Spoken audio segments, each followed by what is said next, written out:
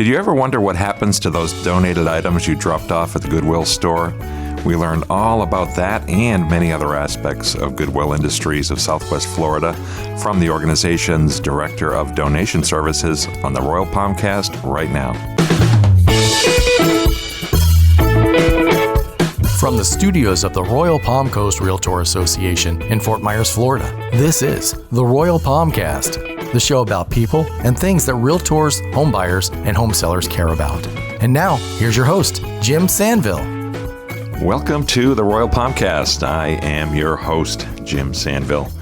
We are here in the studio at Royal Palm Coast Realtor Association in beautiful, sunny Fort Myers, Florida, with Jerry Johnson on the board. Jerry, how are you today? Good morning, Jim. And you're right when using the phrase sunny, because I am feeling sunny because we are now finally seeing some clear skies since Hurricane Ada has finally scooted away. Yeah, we had a little disturbance. A little bit. Little tropical disturbance go through the area. Yeah, and I think our guests today are going to shine a little bit of light on some information today. I know I'll get that in a minute or two, and I'll well, you know, the sun's shining. You're going to shine some light on gotcha. some topics today. I'm not that bright, Jerry. I think you'll find if you spend that much time with me. But in any event, this is the show where we talk about if it has to do with real estate, from curb appeal to financing to donating things.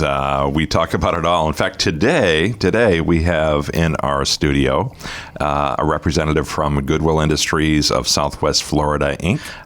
Their Director of Transportation and Donor Services. Her name is Michele Prox-Foos. Welcome, Michele. Thank you, Jim. I'm happy to be here. We are more than thrilled to have you. Goodwill Industries is one of our favorite organizations. It's, I'm sure you can tell me better than I can tell you, a highly respected organization that has a great brand, and people just naturally gravitate toward your mission, I think. Absolutely. Thank you for saying that. Yeah. So before we jump into the Goodwill stuff, I want to know a little bit about you, Michele. Where are you from originally? Well, I'm from Warren, Ohio, which is outside of Youngstown and between Cleveland and Pittsburgh. Warren. Has Warren been in the news lately? That name sounds familiar. It's near Lordstown, Ohio, and there was a General Motors plant there that did unfortunately shutter. Perhaps that's why. That could be it. Sounds familiar. All right, moving on from that. So you grew up in the Youngstown area I then? did. Yeah. I did. How long have you been here in Florida?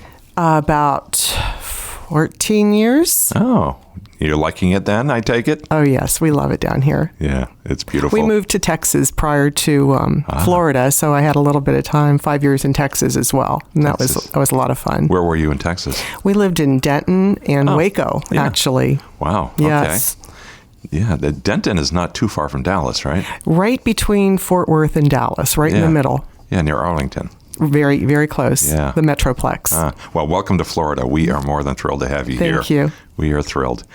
So tell me about what you do with Goodwill Industries, please, Michele. Oh, I'd love to. Well, first off, I've been with Goodwill for 10 years, and a very, very rewarding place to work and associate with the community and just, spreading the word of our mission, that sort of thing. But my particular role is donations, getting donations into our firm, our company, into our stores, and transportation. So not only am I able to find the donations to bring in, I also have to find a way to pick them up and get them delivered.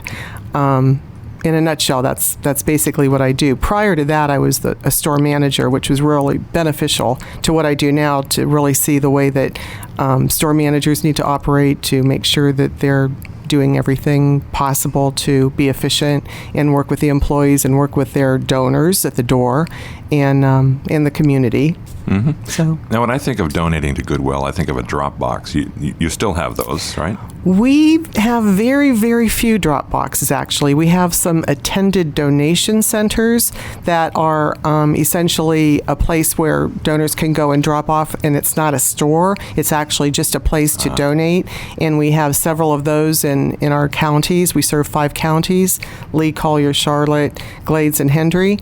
And then those are solely to just donate. In addition to that, we have our stores, and they also have the component of the donation door with all of our Goodwill stores. So any store will Yes. accept donations? Yes. All right, good. How many stores are there in this area? 25. 25. Wow, and they're really easy to find. I mean, on my way home, I think I go by 6 or 7 of them. I mean, Yes. so there's no reason not to donate. In fact, my car right now, the back seat, Jerry, if you've noticed, is filled with stuff. That's a lot of stuff. That's going to Goodwill. Oh, thank you, That's going to Jerry. Goodwill. There it you go. But as I was packing it up, my wife was packing it up. I said, "Wait a minute, I'm not sure I want to part with that pair of jeans." And so I said, "I'll throw it in the car and I'll go through it before I." Hey, I'm glad you do that, Jim, because I'm also in charge of lost donations, people that donate things accidentally. And I get those phone calls and those emails. And let me tell you, I'm glad you go through those pockets before you donate, because it's a needle in the haystack trying to find a lost donation. But Well, we're successful sometimes. I was not always so wise, Michele. In fact, I wish I had known you 2 months ago when my wife said, "Bring this stuff out in the front room to Goodwill." And I dutifully did. And a day later, she said, "Where's my box with the whatever the items were, serving trays or something?" And I said, "I brought them to Goodwill, like you said." She said, "No, I cannot believe you did that. Those are brand new. I just bought them and I left them by the door because I haven't Oh. had a chance to unpack them yet." My goodness. Yeah. Did anybody contact Goodwill? No, I did. No? I thought, well, Oh, they're lost. darn. They're lost. You would have talked to me. Really? Yeah. What could you have done for me? Do you hold this stuff for a certain amount of time? or- Well, what I do in a case like that is I try to find out which store they were accidentally donated to, and we contact the store and they do a little search in the store. Now, sometimes the store has an overflow of donations, so they send those back to the plant, and then we would send those donations out to a store that doesn't get as many donations, like an Immokalee or a Clewiston. So we try to find that lost donation, and then in addition, I can send an email out to all stores to be on the lookout for that item. Every now and again, we are successful. Oh, good. Well, Jerry had suggested that I go try to buy them back, but I couldn't bring myself to do it. They can use the money, man. That's why I It's back said, in the no, I'm not community. going to do it. I'm not going to do it. I'm going to go back to Target or wherever they Yeah. came from. Aw, well, So, thank you for donating. Well, now you Jim. know. Yes. See, she's shining some light. That is great. That is great. So you have donation centers, you have stores where you can Yes. donate things. Are there other ways to donate? Yes. We have what we call home pickups and donor concierge services, and I'm really excited to share this information with you. I wish you'd shared it with me about a year ago when I emptied the contents of a home and brought it car full by car full to Goodwill. Well, we have services that could help you in that. We thank you for taking the smaller things to the stores because that's really a help to us, but sometimes you may have some, larger furniture items that you downsize or, you just want to remodel. And we have services that will help you with that. We have trucks that will go and we call it a home pickup. So we would go and I'd give you a number. I'll give you numbers at the end of this to call, and then we schedule it according to zip code, and we will send a truck out to pick those items up, and then we drop them off at a store, and then they can be sold. A couple of weeks ago, we had on the Lee County Solid Waste director, I forget her title, but she was telling us that, in their effort to recycle, reduce, reuse, all that stuff, that they strongly encourage people to, rather than put it into the incinerator that turns it into electricity, to donate it. And obviously Goodwill came up in that discussion. Yes, So they're fighting a good fight with you. absolutely. You hate to see something go to not a landfill anymore here in Lee County, but to the incinerator when it's usable. Absolutely, and we're a phone call away. Yeah. Of course, we do accept larger pickups than that too. This is the other part I wanted to let the listeners know. We have the home pickup, which is, maybe 5 larger items or less. And then we have what's called our donor concierge service. And this one is really exciting, especially for realtors, because you could actually have a full home full of staged furniture that now the new buyer doesn't want that furniture. They would prefer to bring in their own. And we have a service where we'll go and actually pick up a whole home.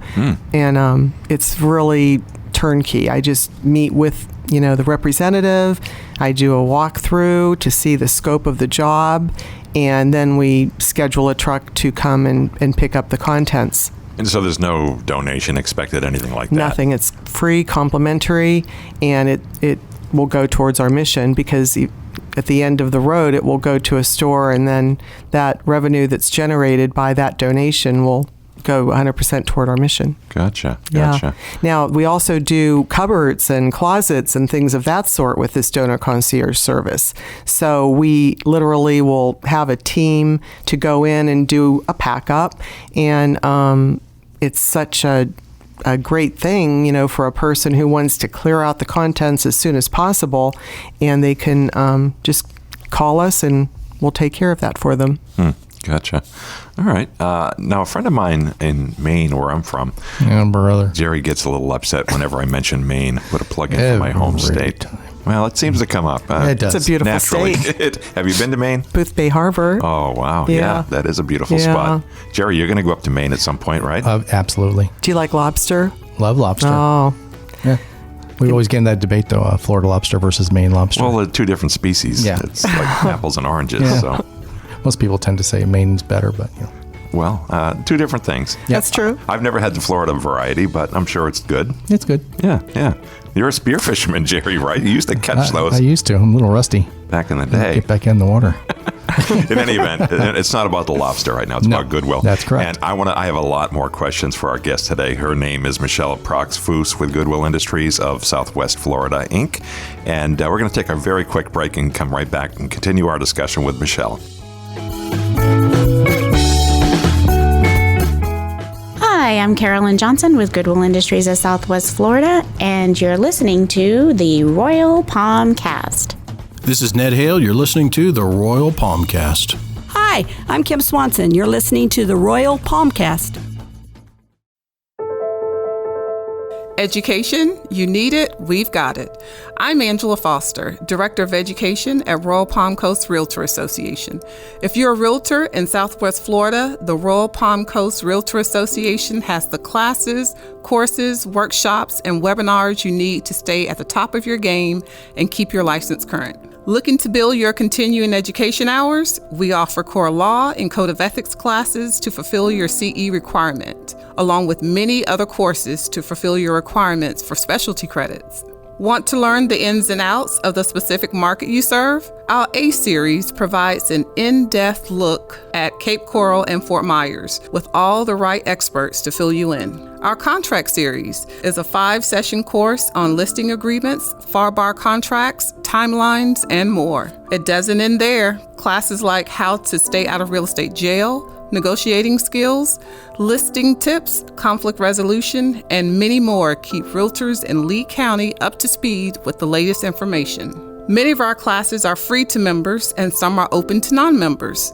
If you're a real estate professional who's interested in working in the Southwest Florida market, we've got you covered. For more information, visit our website at rpcra.org or email education@rpcra.org. These can be challenging times for showing a home. But one thing's for sure, home buyers want to continue to shop for their dream home online while avoiding unnecessary personal contact. Now it's easier than ever to safely market your listings while adhering to current social distancing guidelines. As a realtor, you have access to a host of web-based virtual showing tools, including video tours and virtual open houses.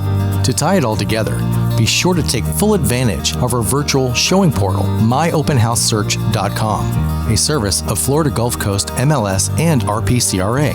This website includes a multi-dimensional search feature where buyers and realtors can look for open houses by date, price range, location, and other criteria. With its clean, intuitive interface, this portal allows home buyers and realtors to easily find and schedule virtual open houses and showings throughout Southwest Florida. It's as simple as search, find, and book.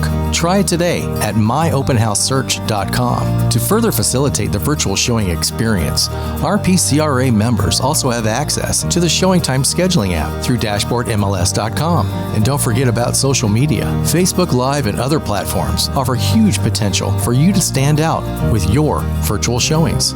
This approach keeps us all safe and allows the buyers to take all the time they need to experience the home and repeat the experience as desired. These alternatives are a great way to take preventative measures while maintaining your customers' interest in a property. Thank you and be well.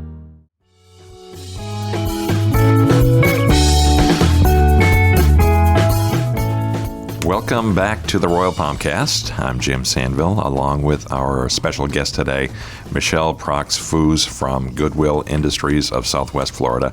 We're talking donations. Michele is the Director of Transportation and Donor Services.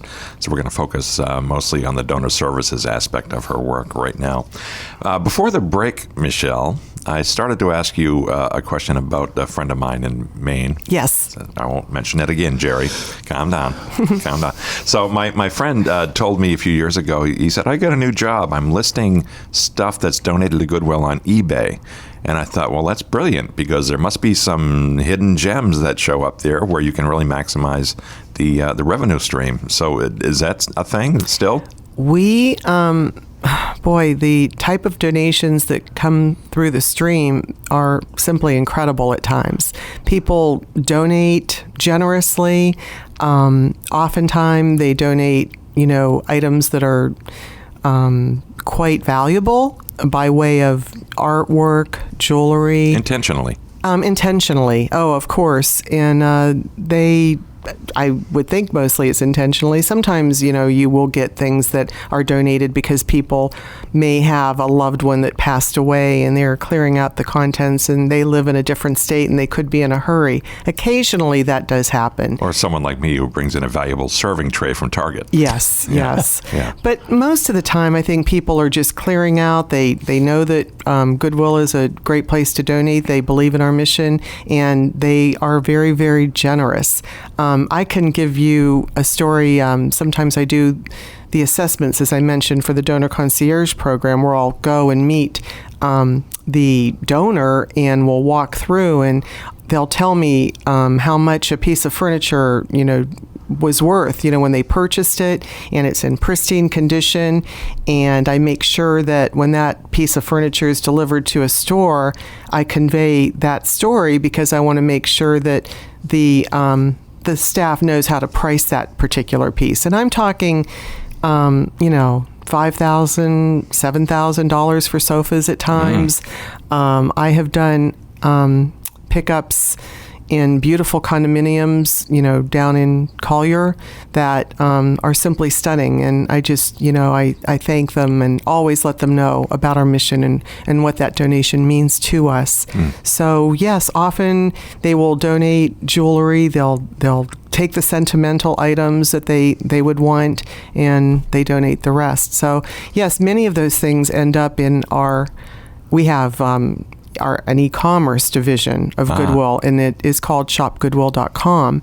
And that is where those valuable type of items go to. And it is like similar to an eBay auction. So it's not eBay. It's not eBay. No, okay. It's our own, and it's robust. Vinyl records, the LPs. Okay, if they're in good condition, and you have 10 or 12 old Elvis Presley or Beatles and they're in really nice condition, those go for a lot of money. Legos, believe it or not, we sell Legos by the bag, and a couple $100 when you have a nice big bag of Legos. Those are quite valuable. You wouldn't even think anything like that would be. Right. But Harley Davidson gear, I'm just thinking of random type things that come through the stream. But again, when they are put on our Shop Goodwill, people that collect that type of item, they love it, and sometimes they get a bargain as well. It's competitive, but sometimes you can really get a good deal. As well as the treasures in our store. There are treasures in any of our Goodwills that you go to shop. Fiesta ware, that's another random type item that we see in some of our stores, and people like to collect that type of thing. So you really need to have someone pricing the donations who knows generally the value of things. Someone who watches Antiques Roadshow a lot, right?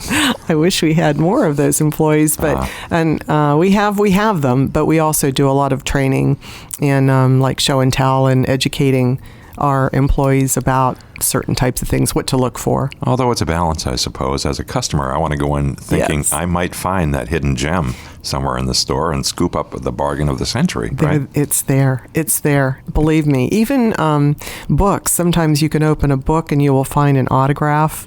And, that book can easily get through our stream without being detected. And somebody is going to open that up and find, oh, my goodness, Julia Child, which I have found. I've found that, in my Goodwill days. Even Elizabeth Taylor, I found her autograph once.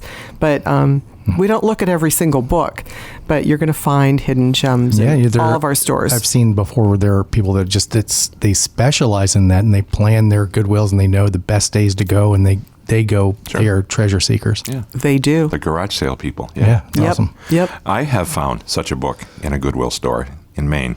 It was the book was Kon-Tiki by Tor Heyerdahl. I don't know if you're familiar, a Scandinavian explorer. He sailed to the Easter Islands in a raft across the Pacific.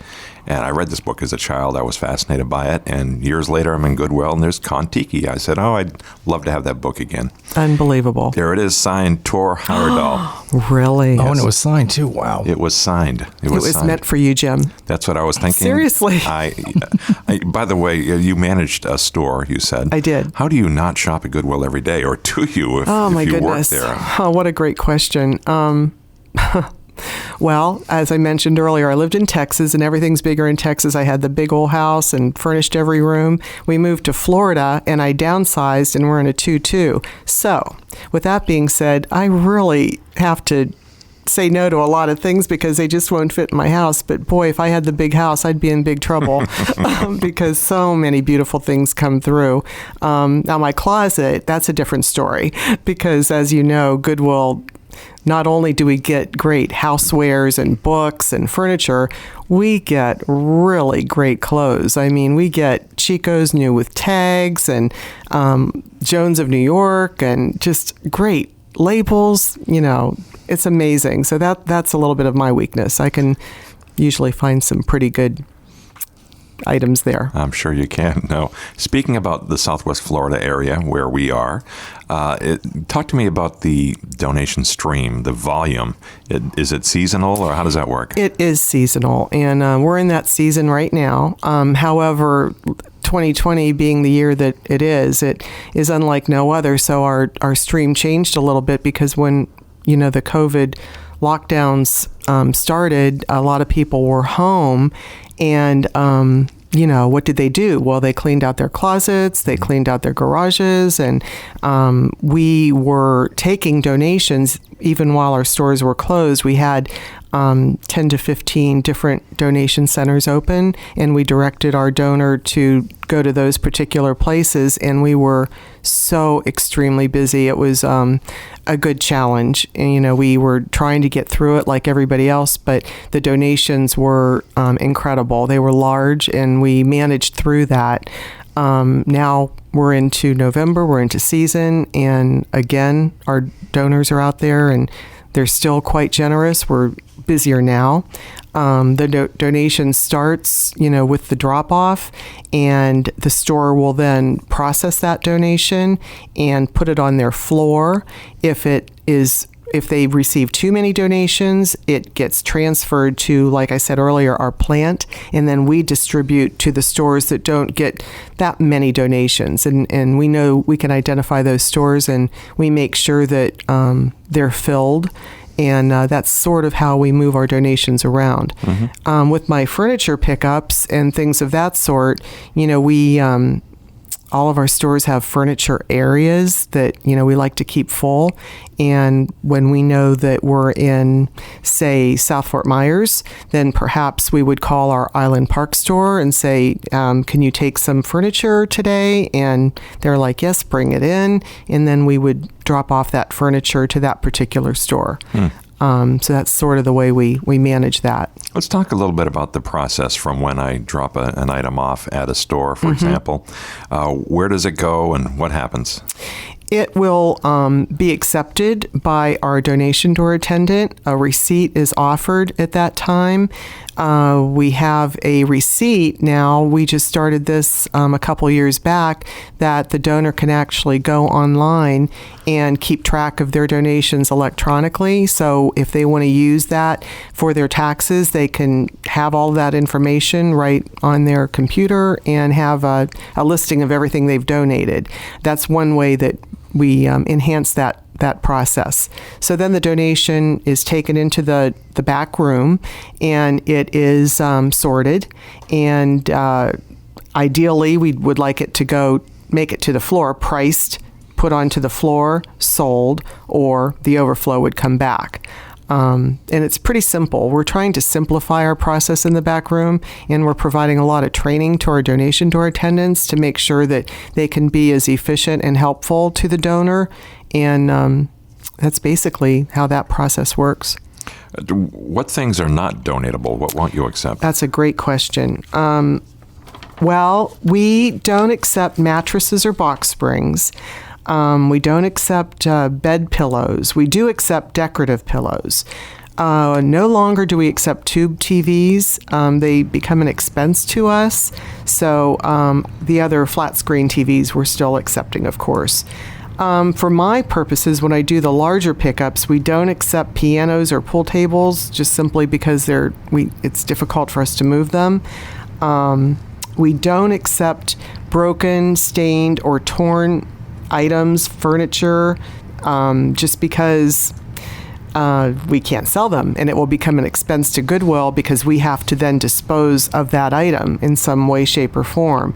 So we have to be careful when we accept donations that we know are going to be a challenge to sell to our customer, and we have to evaluate that rather quickly.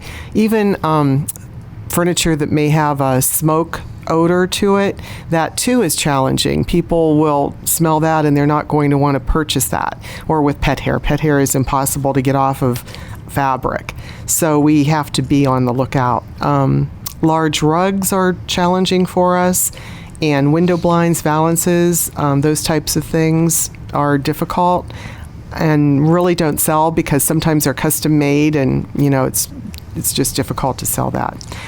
I'll bet there's one thing that you maybe didn't accept for a while, but do now, typewriters, manual typewriters. Well, again, that manual typewriter would be sent to online, Shop Goodwill. Those are in demand. People will collect those. I've had a couple come through. Yeah, we're going back to the old days, Jerry, when you and I were listening to vinyl records and typing on our manual typewriters. Oh, yeah, I remember that. Yeah, the Smith Coronas, yeah. One other item, too, that just because of the change in the televisions, people are mounting them on the walls, that type of thing. We are not accepting all entertainment centers, and I've noticed I'm a good thrift store shopper, and I've made my way through many other thrift stores in Southwest Florida, and I noticed the same trend there. Entertainment centers aren't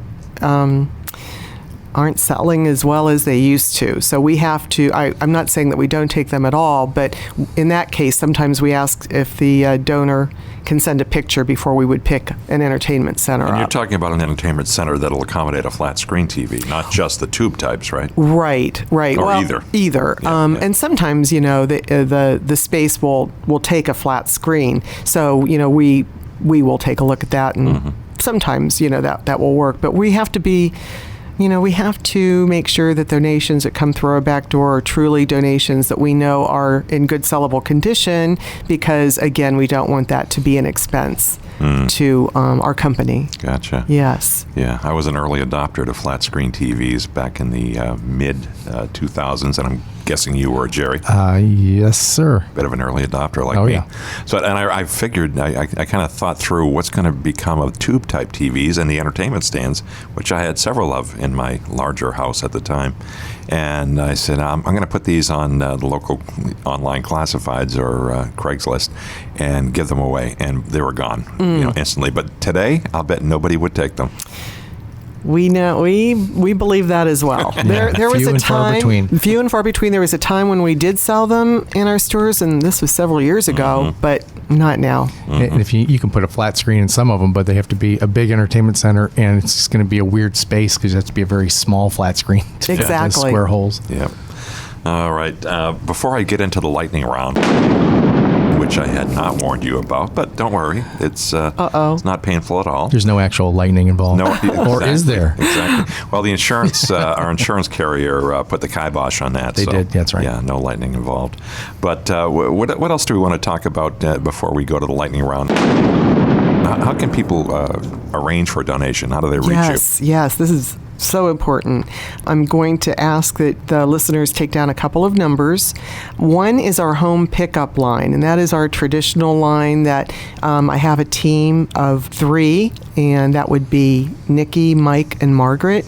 So the home pickup department would take this call, and that would be 239-652-1600, and they would, let them know what they have to pick up, and then they would sometimes ask for pictures because, we can't see everything, and we do need to make sure that we are getting a donation that is in good sellable condition. And how wide of an area does that cover? People from what area would call that number? That would be Charlotte, Lee, and Collier. Awesome. Yes, we do not do the home pickup service in Glades or Hendry. Mm-hmm. Good question. But then I was thinking about this before I came in this morning, and I think the best way for a realtor to contact me for a donor concierge, which is the more specialized pickup that's larger and may include some items that need packed up, would be my landline office number. And on that number, you can leave myself a little message and let me know the situation, or just simply the name, address, and a brief message, and then I'll give you a call back. And that number would be 239-995-2106, extension 2273. And either myself or Margaret, my assistant, will get back with you, and we can arrange that. One thing I will say that's really important right now, as I mentioned, we're in season, so the time before we could actually get that scheduled would be at least 10 to 14 days. So the sooner that you think you may need our service, contact me, and we can get you on our calendar. We could always move the date around, and then certainly things happen. If you would need to cancel, not a problem. It's easier to do that than to wait until the last minute to say I need a pickup, because sometimes we have to refuse that, unfortunately. So that is definitely something I wanted to talk about this morning, as well as we also do estate sales. So you may have a situation where you'll have an estate sale and there's leftovers. Also, that can be scheduled with me, and we would arrange for a truck to go and pick up all of the remnants, all of the leftovers, and then we would take those to a store. We also do pickups in gated communities where they would have a community sale or a garage sale, and they have remnants. And we have a calendar right now for 2021 for people that are already scheduling, for a Saturday, and they want us there at noon. And we can do that as long as we have the notice. Gotcha.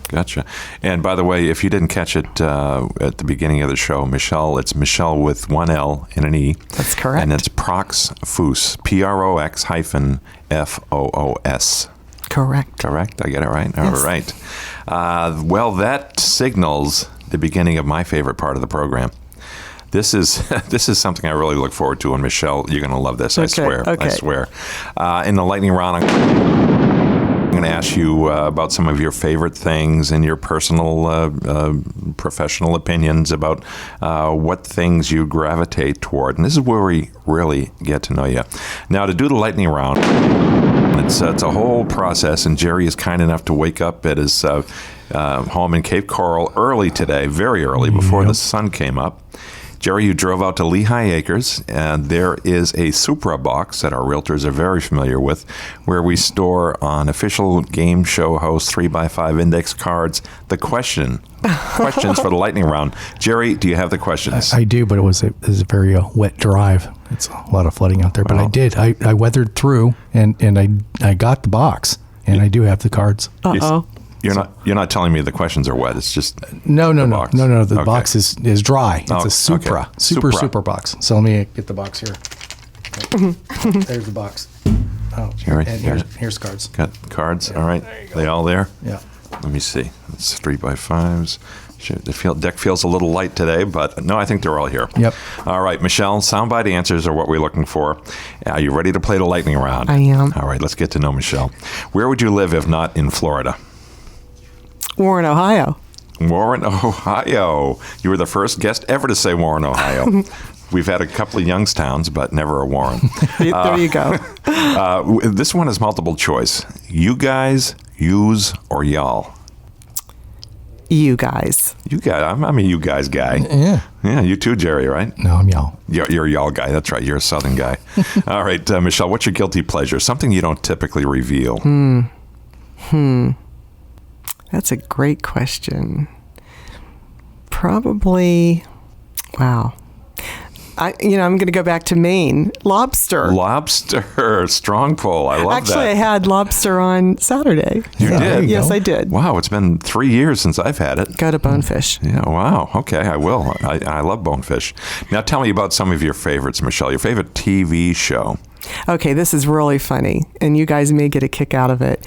My husband and I are currently watching the old soap opera Dark Shadows. With Quentin Tarantino. No, not Quentin Barnabas Tarantino. Collins. Barnabas Collins, who played... Jonathan Frid played Barnabas Collins. There was a Quentin somebody on that show. Quentin was also on that show. We're not there yet. We're still in Okay. 1995 or I remember 1795. I remember that Yeah, show. that's so much fun. Back in So we're watching that right now, and it's a great diversion. We tune everything else Where'd you out. find that? Tubi TV. Oh, okay. Mm-hmm. All right. What's your favorite book? That's a great question. Favorite book? I'm going to say the Bible. Your favorite form of recreation? Probably walking, which really is kind of boring. No, I do that too every morning. Every morning. I'm not going to ask you your favorite food because I think we know it's lobster. Yes, it is. So we'll It skip is. that one. Changing the subject here, Michele. Socks with sandals, yes or no? Absolutely no. No socks with sandals. Which celebrity would you most like to meet? That's a great question, too. Well, okay, dead or alive. Either one. Probably my most fascinating person that I wished I could have met would have been Jacqueline Onassis. Fascinating woman. Do you do any imitations, Michele? No. Okay. Moving right along. I will not ask you to do the ones that you're denying that you do, but that's okay. I hold in my hand the last lightning round question. You get one bucket list item. What is it? A trip around the world. Around the world it is. That's a really good one. Great one, yeah. All right, that brings us to the end of the Royal Palmcast, and I want to thank Jerry Johnson, our Director of Communications and Marketing here at RPCRA. You're welcome. You're doing a great job, Jerry. Thanks, we love Jim. it. And good job with the lightning round questions today. Hey, I do my best. Tough circumstances, but you yeah. braved it. Thank you. And I also want to thank Beata Jones, our CEO, who is very supportive of our podcast. Not only this podcast, but our other podcast, our sister podcast, Realtor Riff Rap, with host Nick B. Jealous, and our YouTube show called Realtor's Corner. You can find that on your favorite YouTube channel, which is ours, right? That is the best. Subscribe, channel there is. like, do all that. Please. All right. And again, I want to thank our guest today, Michele Prox-Foos from Goodwill Industries. Thank you for being here, Michele. Thank you, Jim, and thank you, Jerry. It's a pleasure to be here. Pleasure Great was having ours. you. Pleasure was ours, I assure you. Well, I can tell from that music that's getting louder and louder that we've reached the end of the Royal Palmcast, and we will look forward to talking with you again next time. Thanks for listening to the Royal Palmcast. Tune in again for more episodes and make sure to check out our sister podcast, Realtor Riff Rap, and our video news show, Realtor's Corner, which can be found on the Royal Palm Coast Realtor Association Facebook page and YouTube channel. Sponsorship opportunities for these programs and more coming soon. So stay connected with RPCRA and stay tuned. This has been a production of the Royal Palm Coast Realtor Association.